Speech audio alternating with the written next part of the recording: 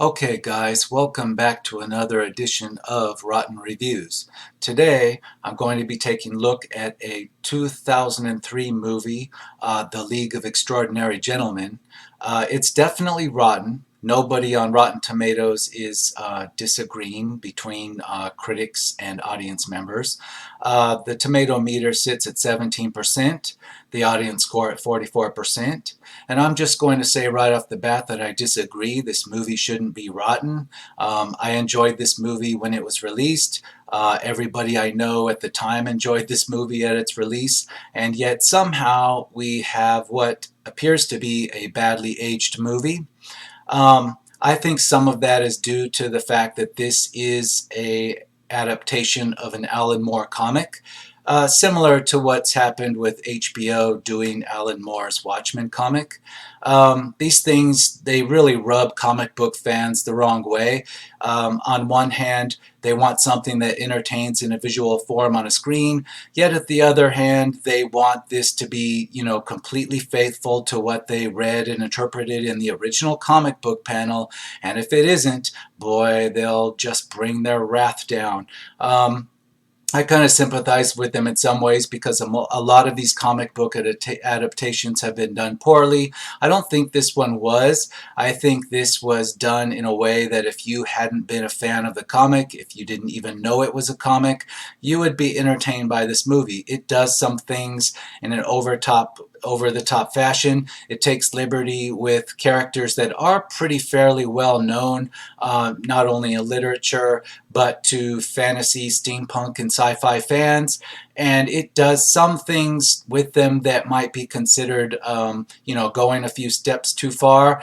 In this film, I would judge that the portrayal of Captain Nemo, they take it way too far into sci-fi territory. But again, overall, I enjoyed this movie, and I think overall it works. We're going to take a look at the audience reviews, the only ones I really consider pertinent, and find out why they disagree with me.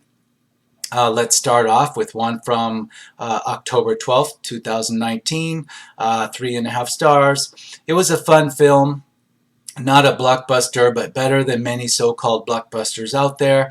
I believe a B would be the score if valued on a school scale.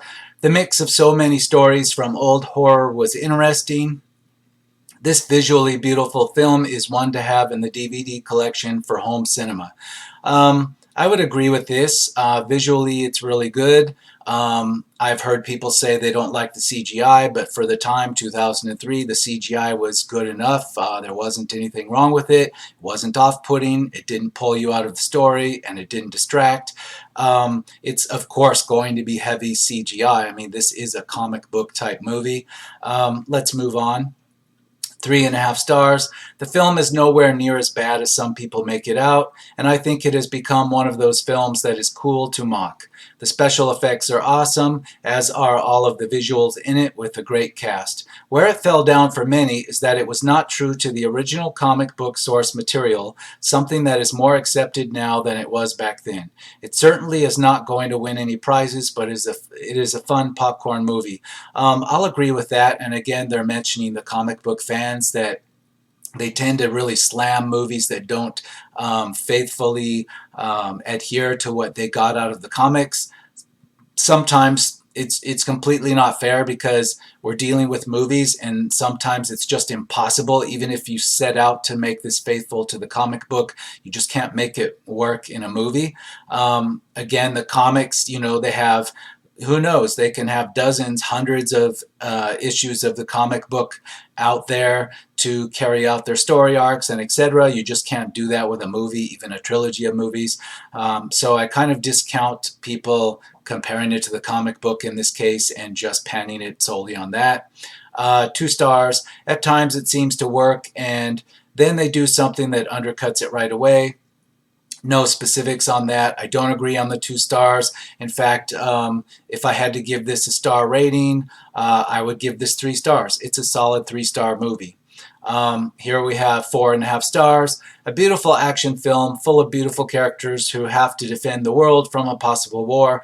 Although the twist is predictable from the beginning, the film remains interesting and also quite deep as it digs into all of the characters. I'll largely agree with that. I think 5 stars, even 4, is giving it too much credit, but it does explore all of the characters individually before slamming them all together.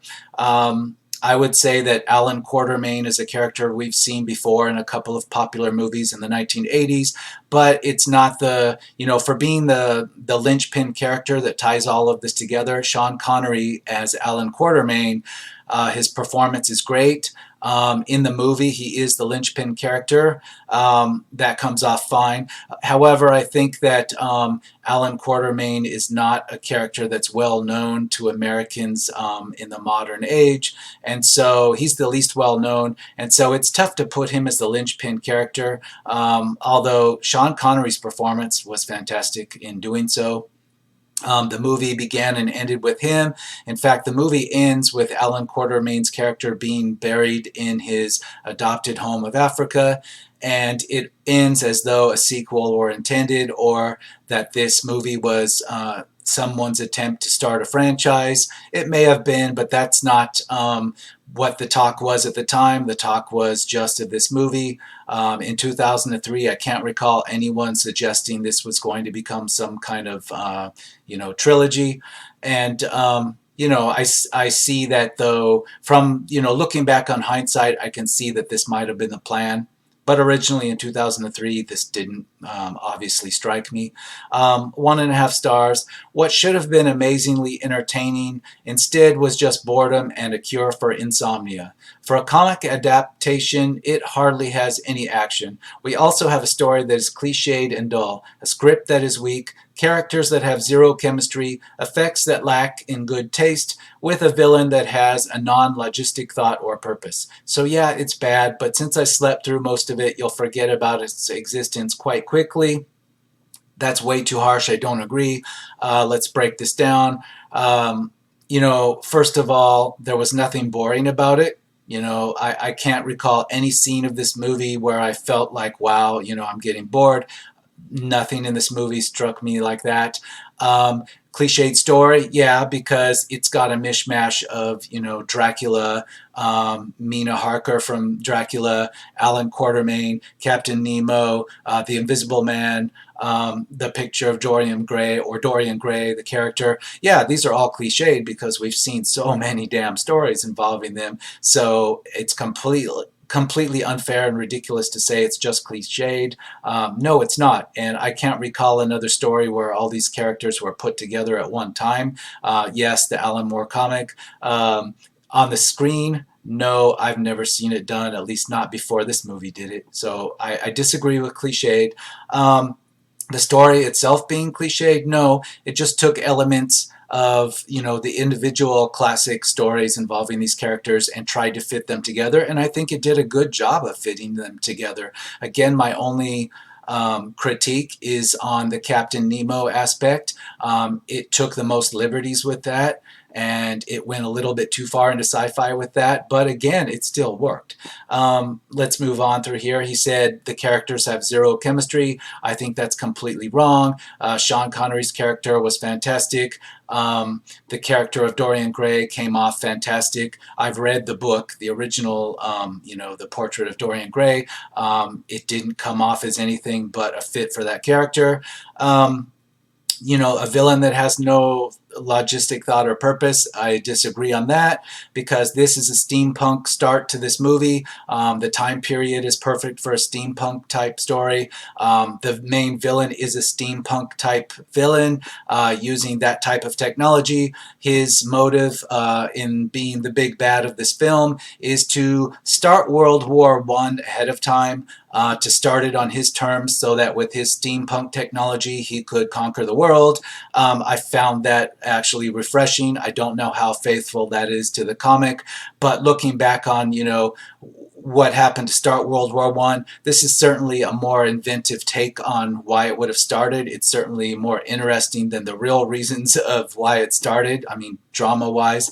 So I disagree completely. 5 stars. Can't get why so much criticism on this movie. It is nice. 5 stars is a little bit over the top. I think you see people on Rotten Tomatoes and other sites try to overrate things to make up for what they consider is an unfair rating before they got there. So no, I say this is 3 stars. The criticism, again, I think is because in recent years, comic book fans, and I mean actual people that read comic books, they're very quick to be offended by anything that doesn't fit the comic they knew, even though it wouldn't be possible to bring it into a movie form without adapting it. So that's, I think, where a lot of the criticism comes from. 2 stars. FX got only this one movie. I think they're trying to say that this has been played too many times on the FX movie channel. I don't know if I'm right on that. 2 stars, I disagree. I haven't seen this on, I've scanned through cable and satellite channels, and I haven't seen this one in quite a while. I mean, this is 16 years ago. So, and this comment was from modern times this year, 2019. So I highly disagree. I haven't seen this anywhere in a long time. 4 stars. You must be a fan of the steampunk aesthetic and alternate histories to even understand this film. As such, it is a brilliant specimen of its genre and is well loved by those in the fandom in which it fits. General critics do not understand this movie. I'll agree on that. I did take a look at the professional critics that are listed.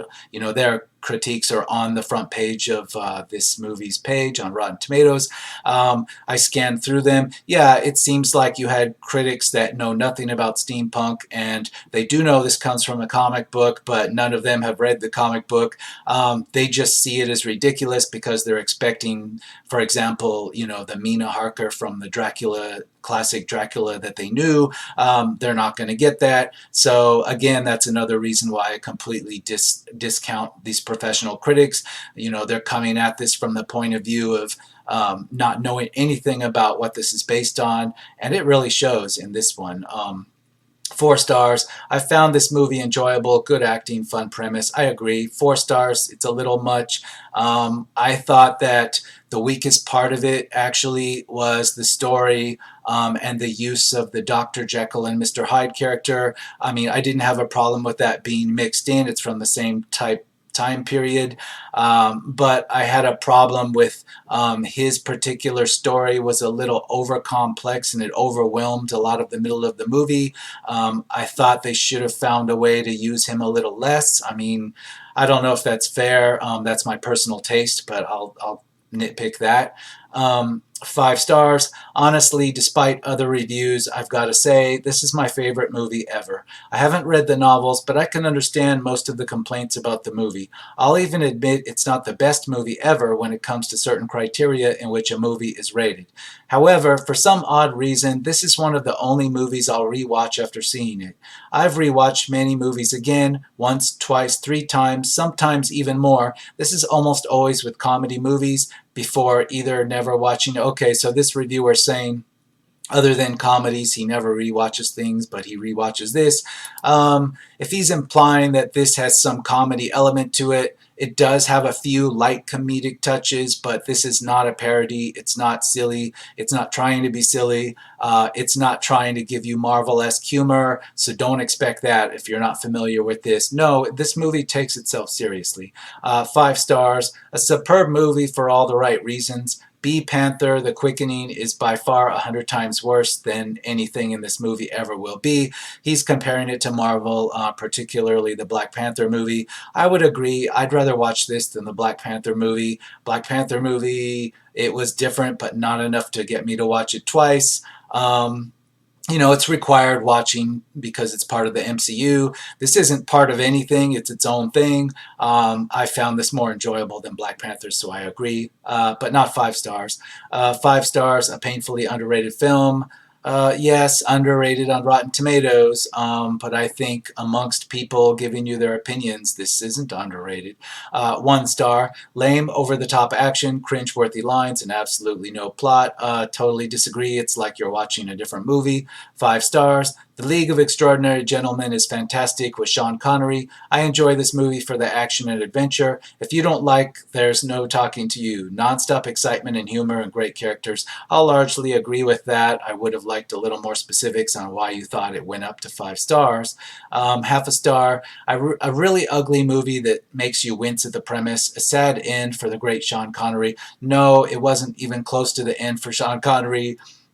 And it's certainly not sad. It's not ugly, but I will say a lot of the action, that is heavy on the CGI. Again, I'll go back to the Dr. Jekyll and Mr. Hyde part. It does take place at night. And I'm guessing, looking back in hindsight, the reason for that is it's easier to do the CGI at night. It's easier to cover up the flaws. Again, I didn't notice flaws in the CGI, but a lot of this movie is done at night. I mean, the CGI action-wise parts of it.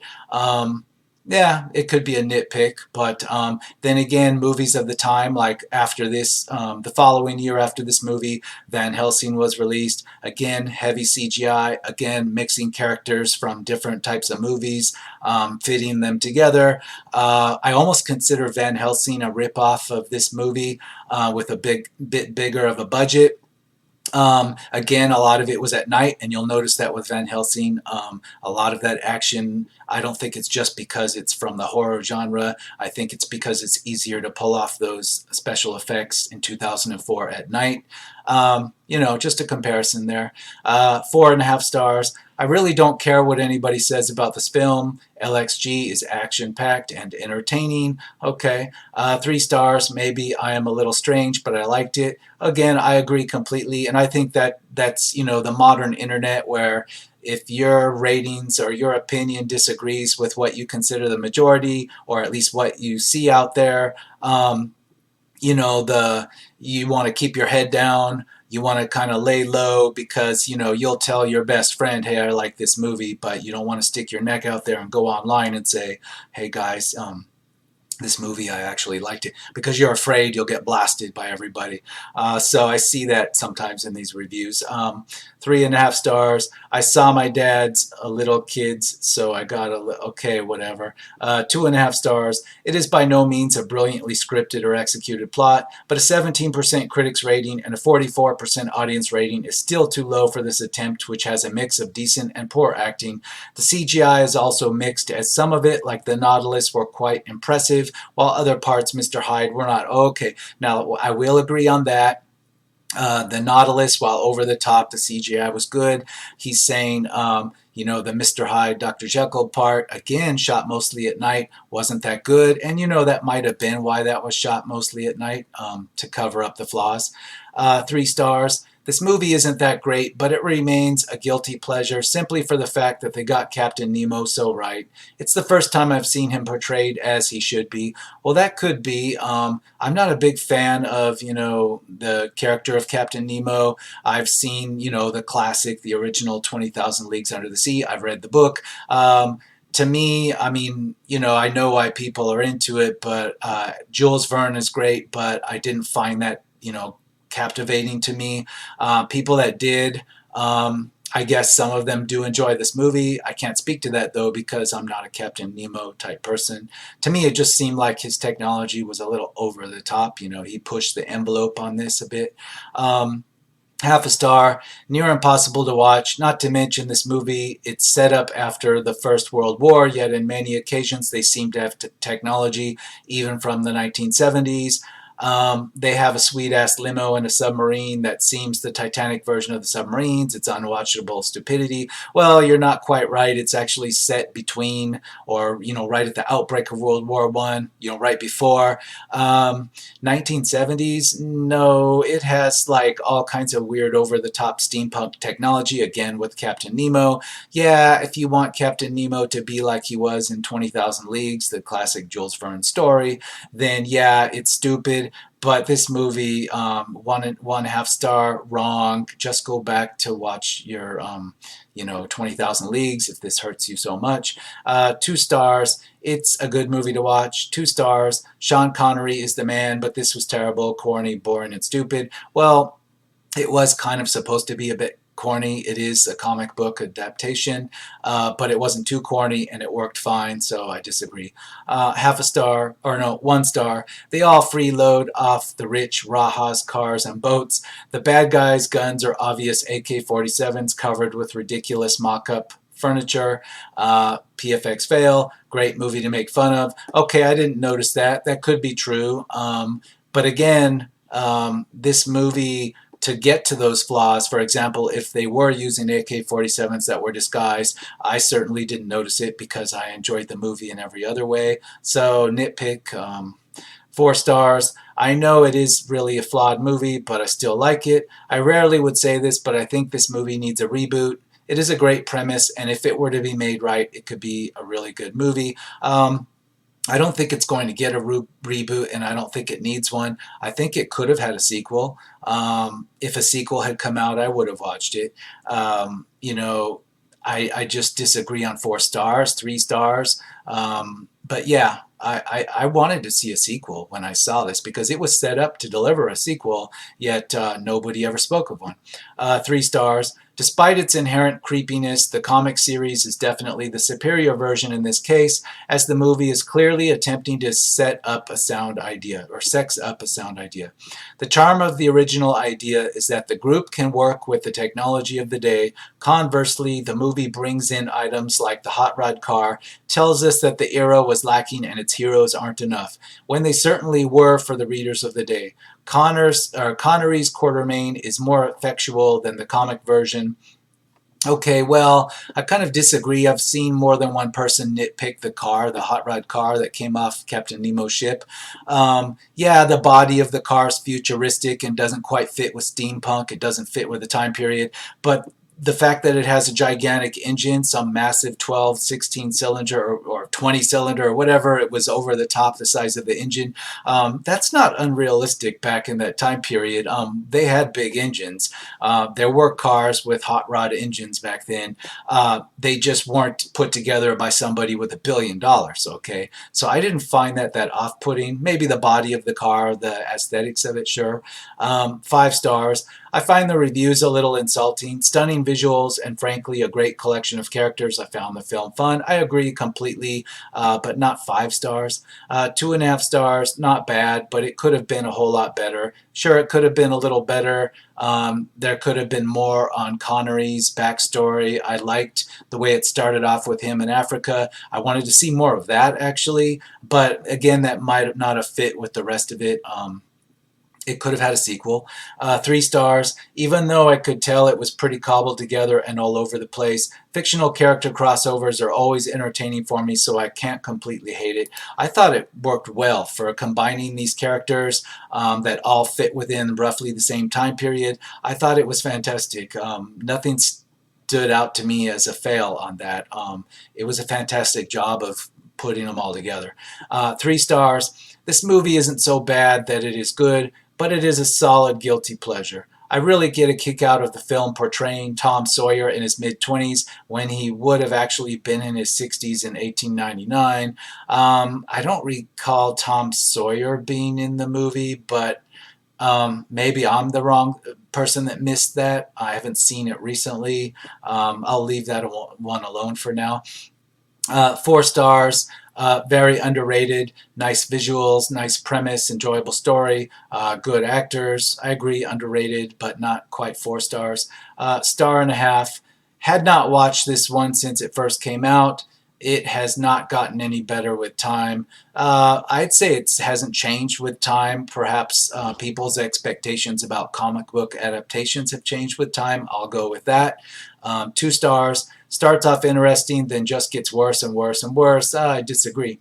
0.5 star. Just watched this film on DVD, and it was the most terrible looking film I have seen to date.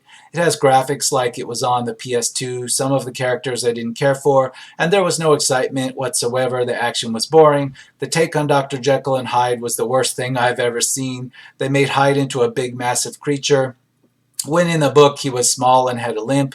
I was thinking through this whole thing, Hyde would not make a deal with these people. Okay, he really didn't like the Jekyll and Hyde. Again, there's certain things from the actual literature that just wouldn't work in a movie. I've seen no movie in which, Jekyll and Hyde, the evil part of him has been weaker and smaller. Sure, maybe that's true to the story, but that doesn't work in any visual sense. That's not going to work. 2.5 stars. I think it's a guilty pleasure of mine. I wouldn't say it's a guilty pleasure.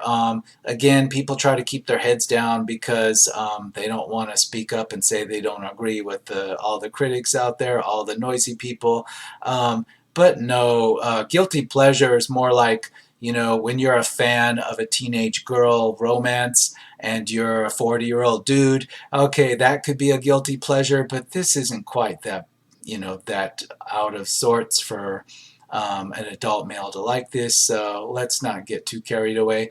5 stars. I loved it. Female vampire who held her own. Okay, coming on it from that angle. That's the first angle I've seen on it like that. Vampires are supposed to be strong. Certainly in the underworld films, the main character is a woman. She's a vampire. Of course, she's super strong. I mean, I don't see that as anything new here. 3 stars. I like the premise and I wish it had been better executed, but sadly, The League of Extraordinary Gentlemen doesn't really hang together well enough to be given a higher star rating. No, I agree with that. 3 stars. I wouldn't give it more.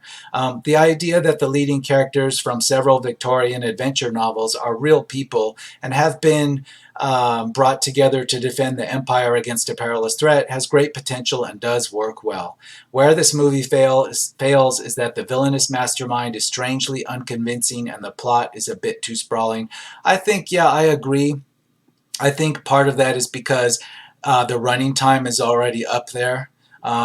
If you were to go into more on the backstory of the villain, his steampunk technology, where he came from, how long would this movie be?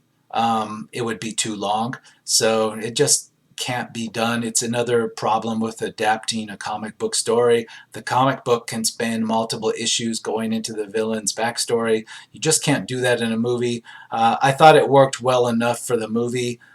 So I consider it a nitpick. 2 stars. Sean Connery is great, but all others fail in their abilities, which is a shame because the visuals and cinematography are stunning. I disagree. All others failed? No, no, no. Every other character is fine. With the nitpick that the Jekyll and Hyde thing is a bit too much. 2 stars. I gave this movie 2 stars for the voluminous libraries and the chromed out Nautilus. Other than that, it's a snooze. Yeah, some people, they really like the Nautilus. For me, it was a little too sci-fi. Again, maybe the running time, you can't explain too much into that. It took a lot of liberties with, the richness, the wealth, and the access to technology of, Captain Nemo. It was pushing it for me, but again, it still worked. 1 star. You hear of who's in this movie and then the premise and get excited. Then you watch the movie and want to puke. No, I disagree. That reminds me of my recent review of Aliens, or Cowboys and Aliens.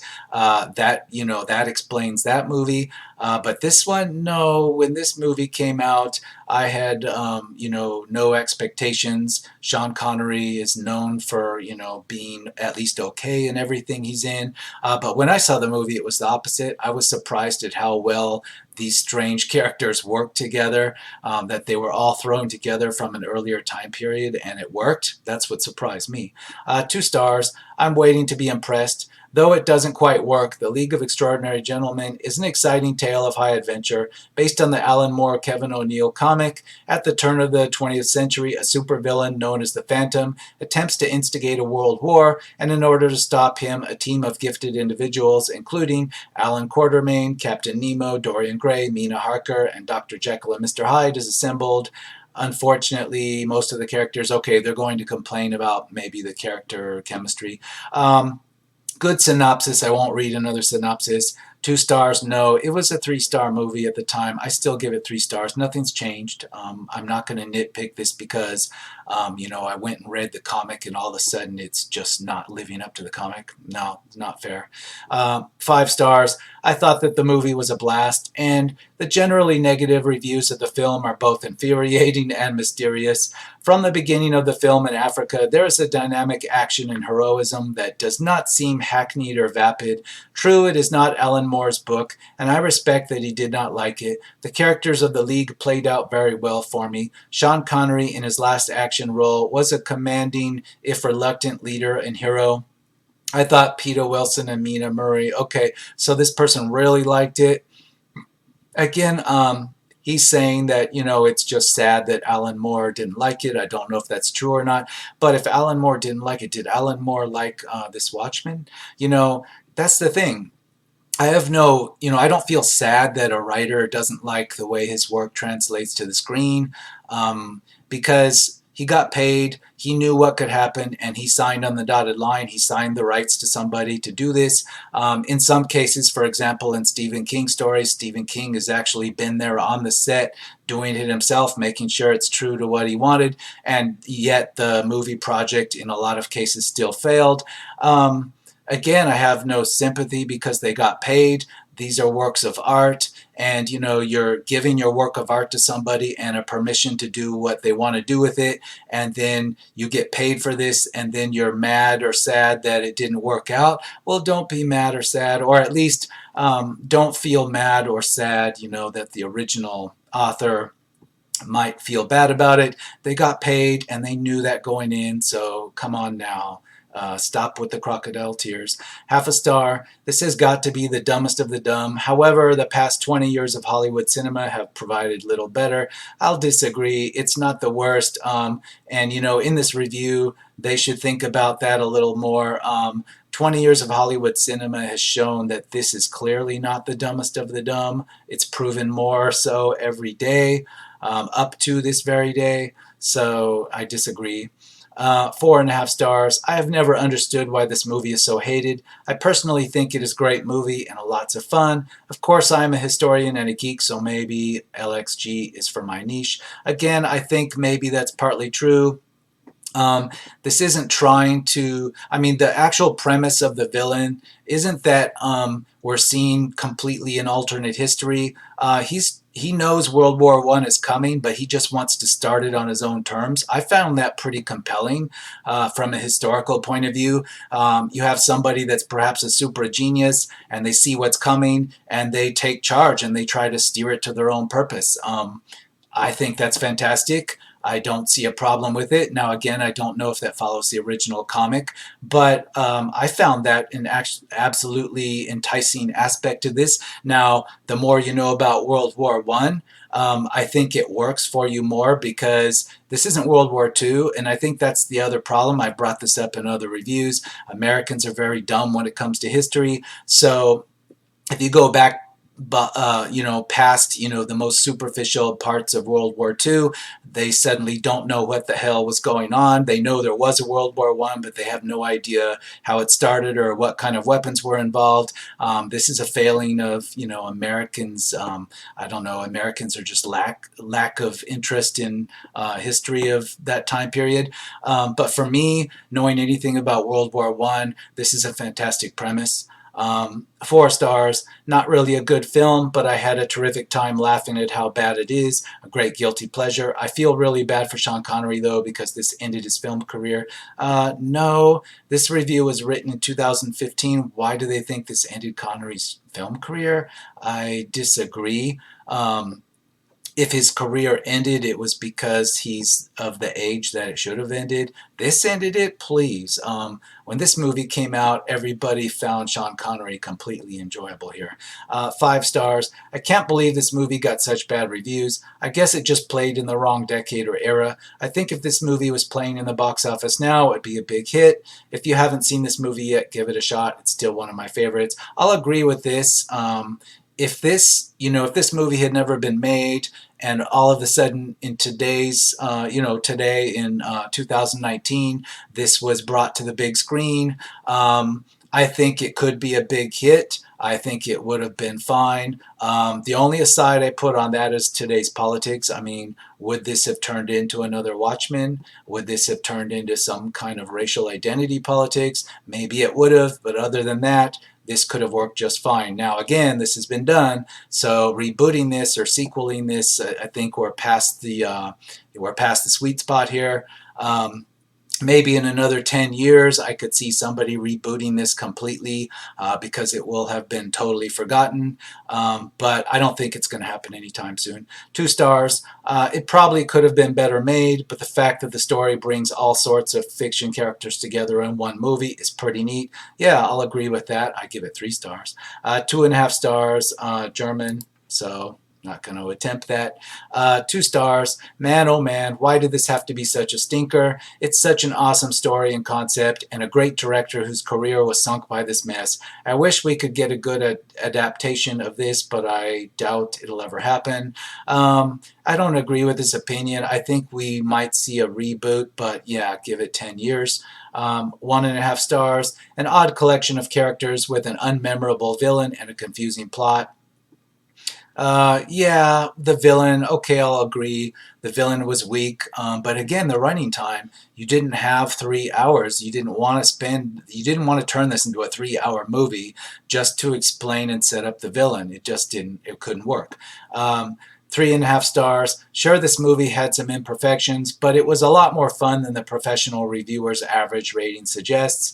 The cinematography was overall quite good, and the special effects served the storyline well. I like the Jekyll and Hyde characters. Any fan of steampunk or goth or offbeat comics would enjoy it. Think of it as a top-notch B movie. I would mostly agree, but not the 4 or 3.5 stars. I'd give this a solid 3 stars.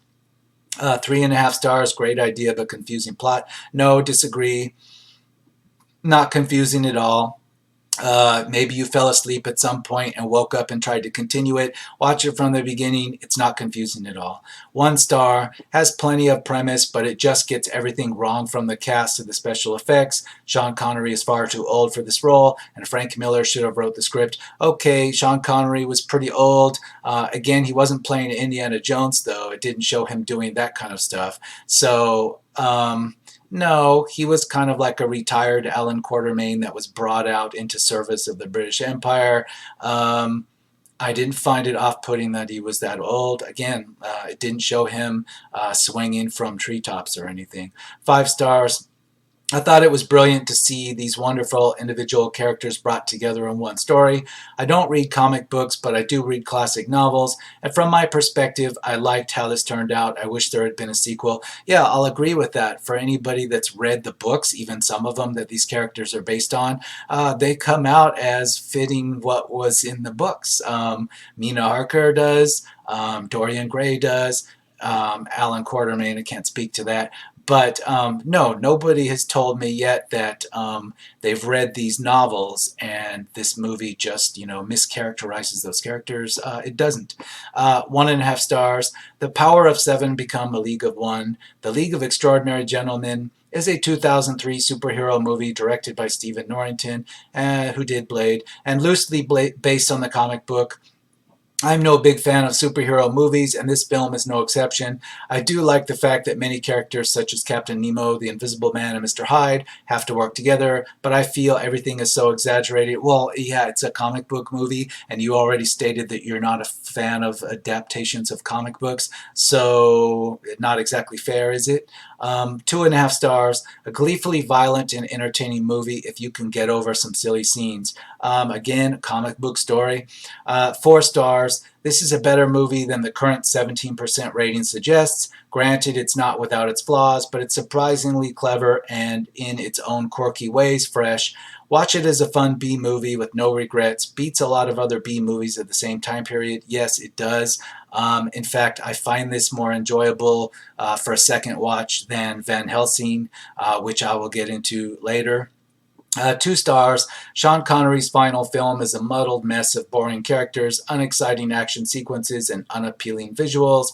The odd story, an alternate universe where literary characters exist in reality, doesn't help. Again, it's a comic book story. I don't know what you were expecting. You thought this was going to be some kind of World War I historical drama. No, check your genre. 1 star, a loud, dopey mess that expects that audience to have the mindset of a 12-year-old. Again, it's a comic book story, and you're wrong. 1.5 stars, 35% the film story is popcorn fun, but the script could be less convoluted and the characters more logical. Maybe, but again, I didn't find the script to be hard to follow. It was very straightforward. It was nowhere near as complicated as other action movies try to be, so I disagree. 3.5 stars, definitely a guilty pleasure movie of mine. I enjoy watching it every time I see it, but I can't quite explain why. I wouldn't call it bad, but I also wouldn't call it good. Well, you called it good because you gave it 3.5 stars. I say 3 stars, but I call it good. 3.5 stars, didn't waste my time. You didn't waste your time, but you gave it 3.5 stars. Okay. 4.5 stars. Well, it's no Avengers, Marvel version, not British version, but it's a good film. Even if the comic came out in the late 90s and this came out 4 years later, it still is okay in my book. Even if a lot of people hate this, there are some people like me that do like this. Besides, there is 2 genres called cult movies, and it's so bad it's good movies. No, I disagree. It's not a cult movie. It's not so bad it's good. It's a solid 3-star movie. Again, it's a comic movie, but not an MCU type movie. And I find that a lot too. Reviewers are, they say, well, especially the professional reviewers out there, they see that it's a comic book adaptation, and immediately that's just all one giant genre to them, and it's not one giant genre. Comic books are as different as any other type of movie, is different from any other type of movie. So your Avengers Endgame is not going to resemble this movie just because they're both based on comic books. This is complete nonsense. Again, that's why I just automatically discount critics' reviews, because when you get into any kind of comic book story particularly, they just lump them all together like, they're all from the same genre, but it's not one genre. You're saying that Buffy the Vampire Slayer is the same genre as The Walking Dead. It's ridiculous. There's as many genres within comic books as there are within movies. Saying that something's a comic book genre is just ridiculous, and that's the problem with the critics. A lot of them just don't seem to get that. 0.5 star. I saw this movie with my 2 best friends. When the credits came up, my friend Ross, not known for knee-jerk reactions, said, "Well, that was really bad. No more to say."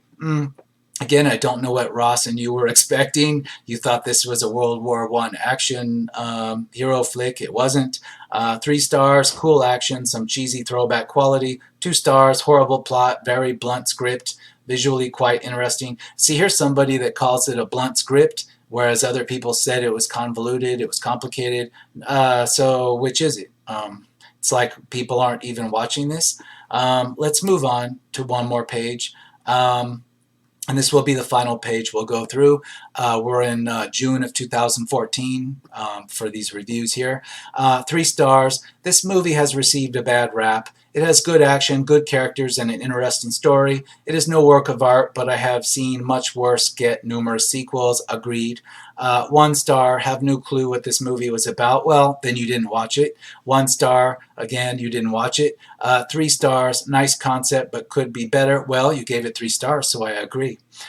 3 stars, a collection of literature's greatest heroes and villains from what is to be the greatest league of superheroes.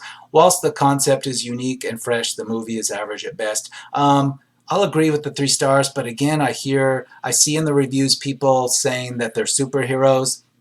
No, not exactly. For one, vampires in this sense, where they're pulled from in this literature origin, are not heroes. And while they do have superpowers, I guess, they're not heroes. And then Alan Quatermain, he doesn't have superpowers, so he's not a superhero. Captain Nemo doesn't have superpowers, so he's not a superhero. So I wouldn't even call these superheroes. That's, again, the problem with just saying, because this is a comic origin story, that these are superheroes. Superficially, that's just wrong. But 3 stars, yes. 3 stars, literary figures as superheroes. Okay, now that's more accurate. This is kind of like elevating literary figures into superheroes. I'll agree with that. That is the basis of this movie. It's not great, but not bad either. Okay, 3 stars. half a star. The League of Extraordinary Gentlemen is not only a horrendous adaptation of the novel it was based on, but as a movie, and you'll have to forgive my lack in imagination here, it flat out sucks. It's a movie that tricks foolish people into liking it by making them feel smart when there is in fact not an ounce of intelligence in this horribly written script filled with nonsensical developments and flat characters. Worst of all, it's one of those movies where it's really difficult to pinpoint exactly why it's so bad. Again, this comes off more like the critic reviews. It comes across as someone who doesn't even know the origins of this, who isn't expecting a comic book story. They're expecting some kind of World War I action hero story. It wasn't, and I discounted. 5 stars. I watched this when I was 10 and I loved it, and I watched it now. I'm 20 and I still love it, so I really can't understand why this film has such bad press. I think it is great fun and I would recommend it to anyone. It's fun, fun, fun with more fun. The acting isn't the best, but hey, who cares about that when there are so many different characters in it, a crazy bad guy, and destruction everywhere. Please don't let reviewers or anyone who says this is a bad film put you off it. There are clearly people who try, there are clearly people trying to talk this down. I think a lot of it is comic book purists that just won't accept anything but pure comic book story.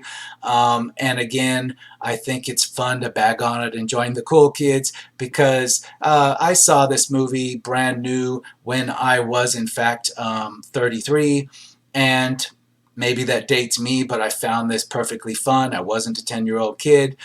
So I agree, but I wouldn't give this 5 stars. I think the 5 stars on this review might be from nostalgia. This was a kid. He admits he was a kid when he saw it. Again, I was 33, no kid goggles. This movie was a solid B, a solid 3 stars. 4 stars. Not English. 1.5 stars, 1.5 out of 5. Poorly executed, loud, and downright boring. It's a comic book action movie, and this reviewer is saying it's one of the worst examples of a comic book action movie. I disagree. I think he doesn't like the time period. Again, you have to kind of be into steampunk era. It doesn't have a lot of steampunk, but it's a steampunk era type story, particularly in the opening scene with the bad guy. The bad guy's a steampunk villain. If that just off-puts you and you want, a comic book story that's set at Tony Stark's headquarters in New York with all the modern technology, this isn't going to work for you. But this is not the same genre. Comic book, yes, but not the same genre. Get over it. So I'm going to call that on this one. I think I've proved my point that this is much more well-liked than what you would see from the scores on Rotten Tomatoes. Again, people are keeping their heads down and they're kind of considering it a guilty pleasure. I say stop keeping your heads down. We need to see more movies like this. We need to see more creativity like this. This is far preferable to the Hollywood drivel, the same old remakes and reboots and lack of imagination, and the Hollywood being too afraid of anything new to give it a chance because they just want guaranteed winners. We don't need more of that. We need more of this. We need more try and fails. We need much more try and less copy. So anyway, that's going to be it for me on this episode, and I will see you on the next episode of Rotten Reviews.